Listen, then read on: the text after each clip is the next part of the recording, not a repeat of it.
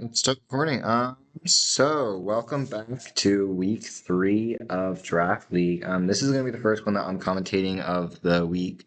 And definitely, I would say one of the most exciting matchups we've got this week. We've got Vinixs and Meligo battling this week. Earlier we had Gummy and Coodlude face off, and it was just a dominant performance all around by Cood. Now we've got um, a battle of a team that we expected to be pretty darn good. I think we ranked them number 2 going into the season, and as of now, they are number 2 in the league, plus 7, 2-0.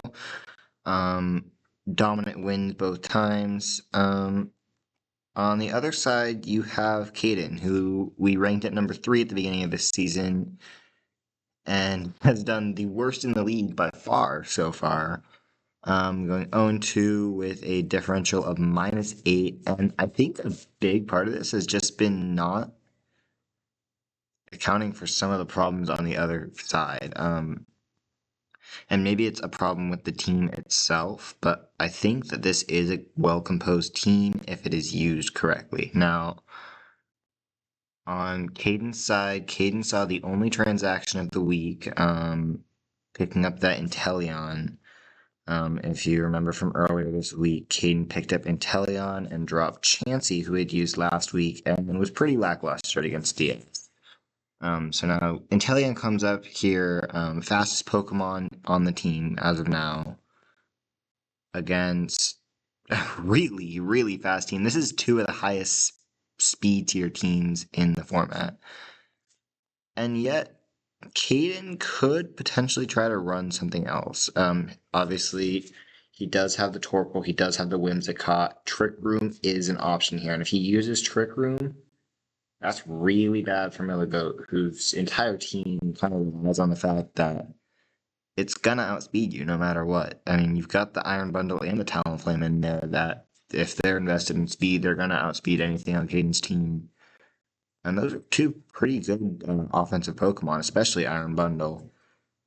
I know some of the calculations that I saw this week.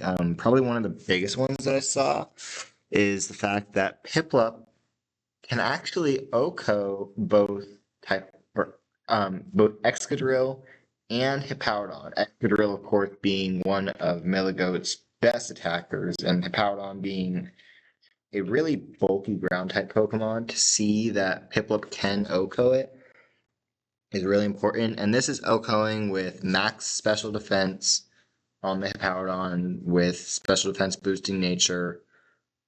On Piplup's side, if that would be and I can't believe that we're talking about Piplup right now.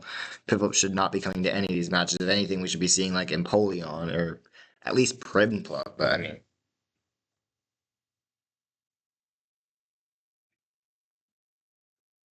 yeah, so besides Piplup, some of the Pokemon that I would say I'm more concerned about on either side, I think this could be a decently big week for Inteleon to come in and start hitting those strong moves.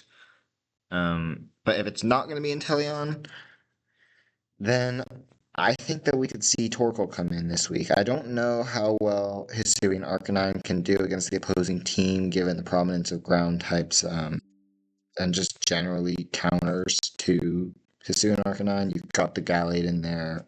There's just too many problems for Hisuian Arcanine to really be like a major threat in this battle. Um, but Torkoal doesn't have that additional rock typing. Plus, it is a lot bulkier. It trades off some of that attack power that Hisuian Arcanine has, of course. But Torkoal can sit in here. Can be a Trick Room setter if it wants. It can run an Eruption set. It can do some really nasty stuff. And I think that should be something that is a little bit concerning to Miligo, especially considering the fact that a decent chunk of his team is weak to fire. I mean, you look at Alolan Ninetales, Galvantula, Excadrill, Frosmoth. I mean, these are all Pokemon that are weak to Torkoal, and resistances to fire. You have Typhlosion, Talonflame, Garchomp, and That's so that's what you got. Obviously, you are going to see one or two of those this week. I wouldn't be surprised to see the Iron Bundle come in here, take advantage of that Lando T, the Hisuian Arcanine. But a big other reason for Torkoal is Torkoal can shut down Iron Bundle's water moves. And shutting down the water moves is actually really important. Uh, it looks like we are going to be starting this battle soon, so I will continue the commentary into the battle.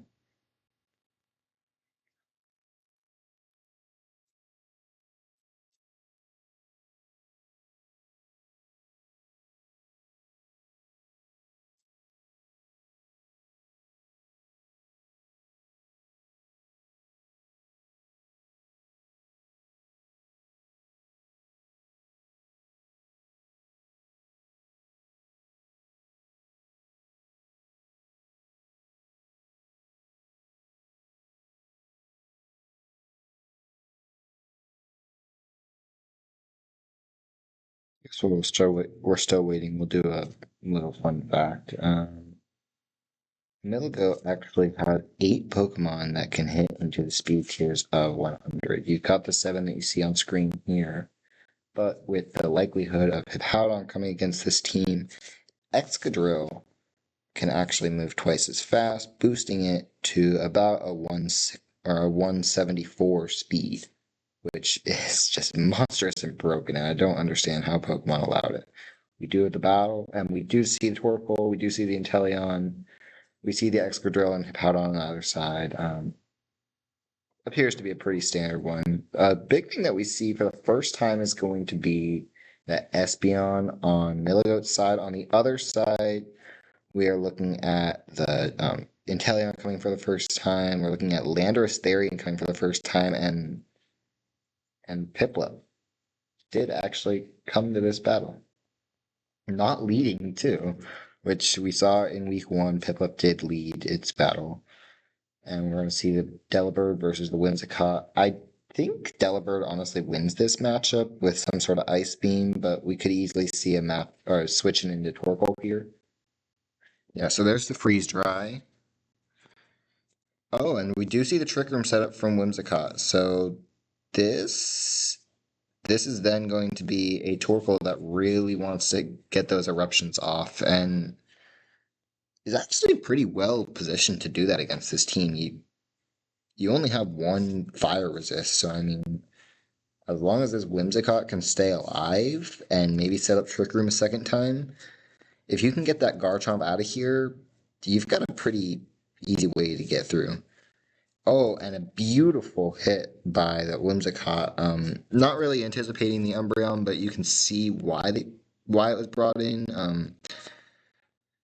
And we see the Inteleon. Is Inteleon minimum speed to help with the Trick Room? We'll see if Inteleon goes before the Espeon, but I would imagine Inteleon. Oh, yeah. Oh, damn. And Inteleon with Dark Pulse already taking down the Espeon by turn 3. This could be either an Assault Vest or a Choice Specs Inteleon. If it is Choice Specs, then we'll probably see a switch out here, maybe into like Kyurem. I would say Kyurem's probably your number 1 bet. Maybe Lando T to escape the earthquake that might be coming. Oh, wow. And Snipe Shot. This Inteleon already having racked up 2 kills. We do see both the sand and the rocks up already, but an Inteleon with 2 kills already. This is becoming a very quick battle. And the James Bond sniper is just doing all he can do. We see the Delibird. Delibird obviously has Supreme Special Bulk and Supreme Speed, which means Delibird is going to be going last in this because I imagine it's partially invested in speed so that it can outspeed no matter what. However, this Inteleon is obviously lower speed. Wow, oh my gosh, and so we do see the Dark Pulse come out, do a decent amount of damage, and then the Trick Room goes down as Delibird uses Freeze Dry to take down the Inteleon that already has racked up 2 kills on the season. Now, what do we see coming into this Delibird? I think we could see I would have to say the most likely option is probably Torkoal. You could see Kyurem in here as well, but I don't see a reason why Lando T or Whimsicott is safe. It may if you're sacking the Piplup, but there's no King Gambit, so I don't see a reason to sack it. If anything, it feels like more of an offensive threat to me than a defensive threat. Okay, so we do see the Kyurem here. The intent, obviously, to take the neutral damage from ice moves and to take resisted damage from the water moves that Delibird can throw out. Obviously, we've seen the freeze dry on the set, and it's not booster energy, which means that it's probably a choice specs iron bundle. It could be choice scarf, but I don't think that the scarf is needed. If anything, I imagine we see the Delibird switch out into maybe something like Excadrill while you still got that Sandstorm up, because you really want to start utilizing that. And then, oh, we see the Garchomp come. So, an opportunity missed here by Caden. Caden could have gone for the easy ice move, anticipating the pretty obvious switch out that there was going to be. And here is the ice move as Earthquake does not kill. However, the Rocky Helmet Rough Skin does kill the Kyurem, so that's a trade right there. I mean, if you can stall out this Sandstorm, I mean, I don't know what Milligoat has to throw at you, really. Because I mean, it is an Excadrill that at the end of the day is slower. I just I don't know. This doesn't feel like it's going in Milligoat's favor. You do have the Whimsicott at about half health. Obviously, that Torkoal is rocking the heavy duty boots, which means it's going to be an eruption set. Oh, we see the body press come out. The body press taking down Excadrill. This could be the fastest battle we've seen. This is an 8-turn battle. And Milligo is already down to 2 Pokemon. I think here you have to bring in your Iron Bundle, right? I mean, what I guess you could bring in Galvantula, but then again, you're risking a Fire type move if it has Lava Plume. So I think bringing out the Delibird here would be smart, and here is the Delibird. Oh my gosh, wow. See, these Paradox Pokemon screw me up too, I'm sorry. Iron Bundle. Alright, and so there's the Freeze Dry to take down the Torkoal.